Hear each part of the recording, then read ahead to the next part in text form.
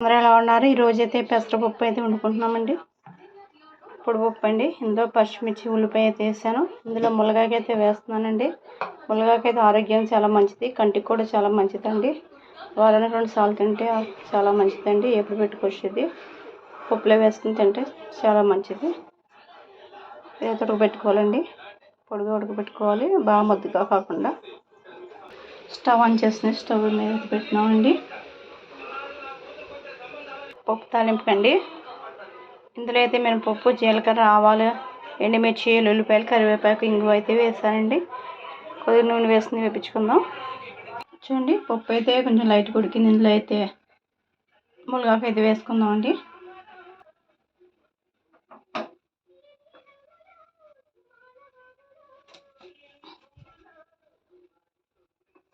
మునగాకు అయితే కొంచెం ఎక్కువ వేస్తున్నానండి.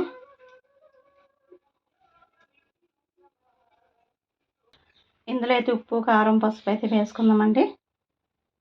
ఇది బాగా మెత్తగా ఉడకక్కర్లేదండి, పొడి పొడిలాడితే సరిపోతుంది. చూడండి, ఉప్పు, కారం అయితే వేసాను, పసుపు వేసానండి. కొంచెం ఏ పొడికాయ తాలింపు పెట్టుకుందాం. ఎంతమందికి ఇష్టమండి మునగాకు పెసరపప్పు అంటే?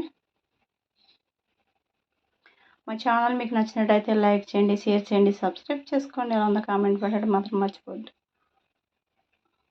మా ఛానల్ సపోర్ట్ చేయండి. చాలామంది చూస్తున్నారు కానీ సపోర్ట్ చేయట్లేదు. చూడండి, పొడిపప్పు అయితే రెడీ అయిపోయిందండి. ఇప్పుడైతే తాలింపు పెట్టుకుందాం.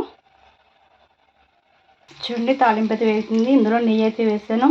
పప్పులో నెయ్యి ఆకుపచ్చ వేసుకొని చాలా బాగుంటుందండి. చూడండి, తాలింపు అయితే వేసాను. ఎంతో టేస్టీగా ఉంటే పెసరపప్పు మునగాకు అయితే రెడీ అయిపోయింది. మీరు కూడా ఒకసారి ఇలా ట్రై చేయండి. దీంట్లోకి అయితే గుమ్మడియాలు, పిండుడియాలు, ఇవైతే చింతకాయ రసం తీసండి. మజ్జిగలో పచ్చిమిరపకాయలు, పచ్చిమిరపకాయ, చింతకాయ రసం, పచ్చిమిర్చి అండి. ఇవి పుల్లగా చాలా టేస్టీగా ఉంటాయి.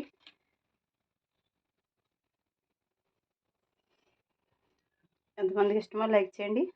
మా ఛానల్ సపోర్ట్ చేయండి. Thank you for watching. వేడి వేడి అన్నంలో ఆకుపచ్చడి నెయ్యి వేసుకుని తింటే పప్పులో చాలా టేస్టీగా ఉంటుంది, చాలా రుచిగా ఉంటుందండి. మీరు కూడా ట్రై చేయండి.